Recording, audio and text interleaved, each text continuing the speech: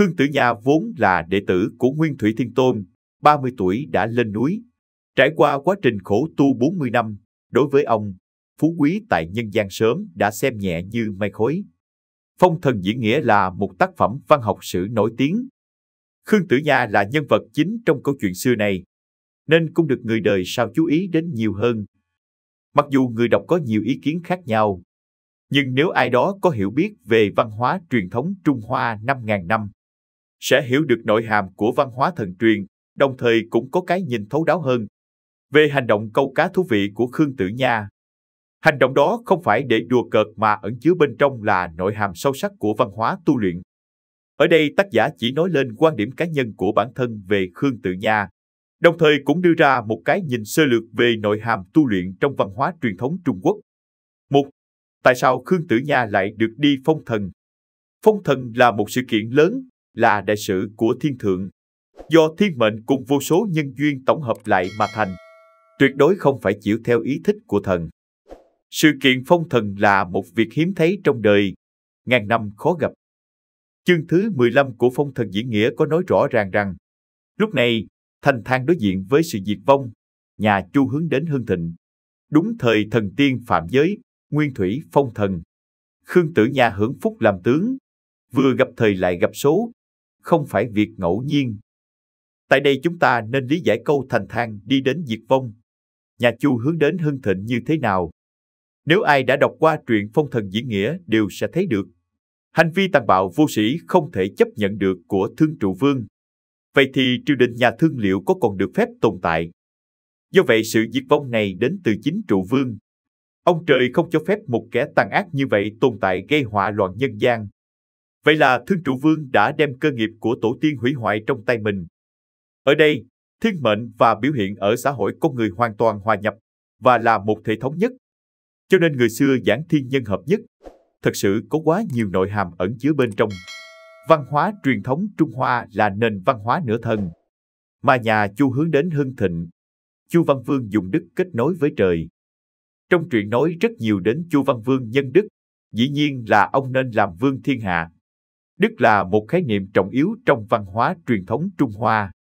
Người có đức lớn thì có thể làm vua thiên hạ, người có ít hơn một chút thì cũng có thể như Khương Tử Nha hưởng phúc tướng quân. Nếu người thiếu đức thì dù có làm hoàng đế cũng sẽ khiến đất nước diệt vong. Phong Thần Diễn Nghĩa có nhắc đến một vấn đề, đó là thần tiên phạm giới. Hóa ra thần tiên nếu giữ mình không tốt cũng sẽ phạm giới và bị đánh rớt xuống trần gian. Trong truyện Tây Du Ký cũng có nói về sự việc này. Ví dụ như Sa Tăng và Trư Bắc Giới vốn là thiên tướng trên trời, nhưng bởi phạm giới mà bị giáng trần. Đối với việc tu đạo thành tiên cũng có những yêu cầu rất nghiêm khắc. Nếu không tu đắc chính quả, cuối cùng vẫn phải chuyển sinh trong lục đạo luân hồi. Trong chương 99 của Phong Thần Diễn Nghĩa, Khương Tử Nha được đứng đầu bảng phong thần. Nguyên Thủy Thiên Tôn ở Ngọc Hư Cung đọc sắc lệnh phong thần, trong đó có viết như sau: Hỡi ôi! Tiên phàm khác bậc, người không đạo đức khó thành. Thần quỷ riêng phần, há kẻ gian tà có thể trộm. Dẫu có luyện ra hòn đảo, chưa từng trảm lại ba thi, chung quy vẫn chịu kiếp số 500 năm. Nếu đến cuối cùng vẫn nhất mực mơ mơ hồ hồ, trí tuệ không siêu thoát khỏi dương thần. Khó đoái hiện được ước hẹn tại giao trì 3.000 năm. Cho nên mọi người dù nhìn thấy đường đạo nhưng vẫn không thể chứng đắc quả Bồ Đề. Có tâm tự tu luyện nhưng tham si chưa buông. Thân dẫu nhập cửa thánh nhưng tính nóng còn khó bỏ. Cần tu bỏ hết lỗi lầm thì vận hạn mới hết và kiếp số mới đổi thay. 2. Tại sao Khương Tử Nha phải xuống núi phong thần? Khương Tử Nha vốn là đệ tử của Nguyên Thủy Thiên Tôn. 30 tuổi đã lên núi, trải qua quá trình khổ tu 40 năm. Đối với ông, phú quý tại nhân gian sớm đã xem nhẹ như mây khói. Cơ bản ông không muốn xuống núi phong thần, không giống như thân công báo. Khương Tử Nha một lòng nghĩ đến tu đạo thành tiên. Chỉ tiếc căn cơ còn kém, đường tu tiên chưa thành. Chỉ có thể lấy mấy chục năm công phu tu luyện đổi lấy công danh hiển hách tại nhân gian mà thôi. Ông xuống núi cũng là do sư phụ Nguyên Thủy Thiên Tôn sắp đặt. Lý do này được giải thích rõ ràng trong hồi thứ 15 của Phong Thần Diễn Nghĩa. Thiên Tôn nói, con từ nhỏ bạc mệnh, đạo tiên khó thành, chỉ có thể nhận phúc tại nhân gian. Hiện nay Thành Thang sắp diệt, nhà Chu nên hưng thịnh.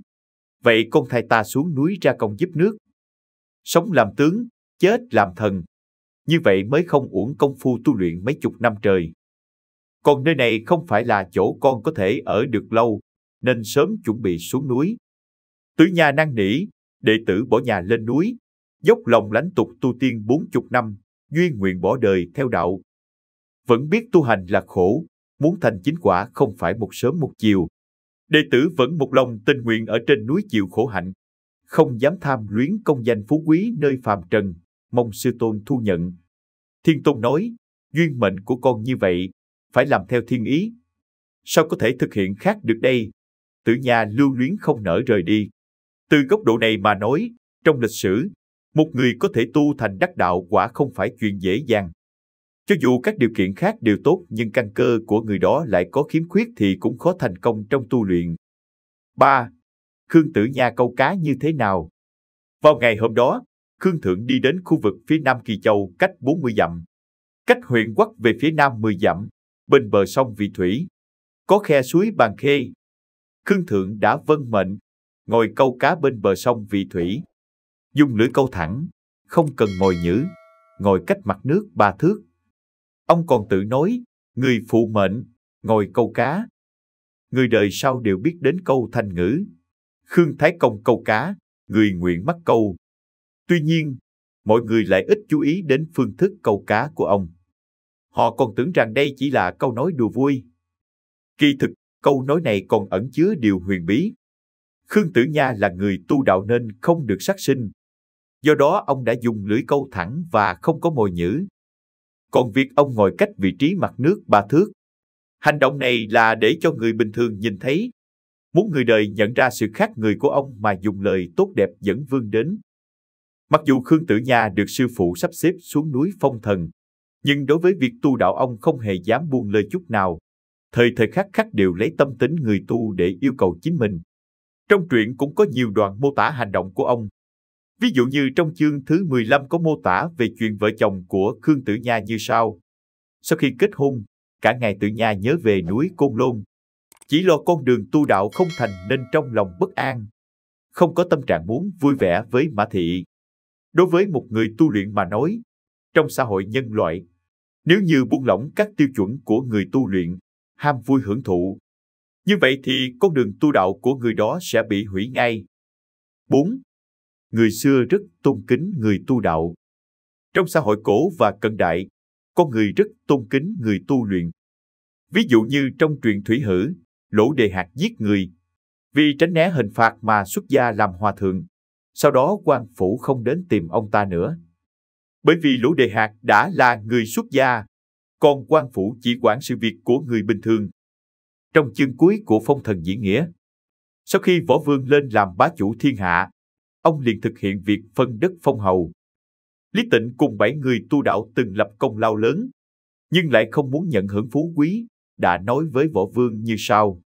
Chúng thần đều là những kẻ mang di vốn xuất thân từ nơi sơn cốc. Xuống núi theo lệnh của thầy để hành theo thiên mệnh, diệt trừ họa loạn nhân gian. Nay thiên hạ đã thái bình, chúng thần nên về núi vâng mệnh sư phụ. Vinh hoa phú quý, công danh lợi lộc nơi hồng trần không phải điều chúng thần mong muốn. Hôm nay chúng thần bái biện hoàng thượng. Hy vọng bệ hạ sắc phong chúng thần được trở về núi. Đây quả thực là hồng ân to lớn.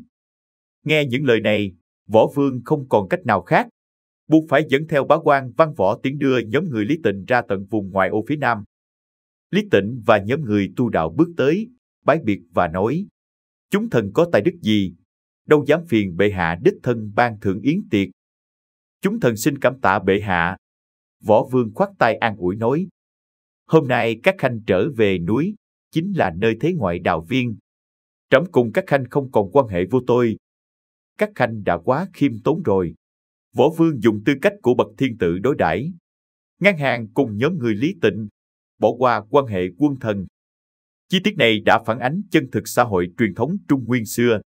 Từ vua quan đến người dân đều vô cùng tôn kính người tu đạo. Video của chúng tôi đến đây là kết thúc. Cảm ơn tất cả các bạn đã quan tâm tới xe hay V88 và theo dõi video của chúng tôi.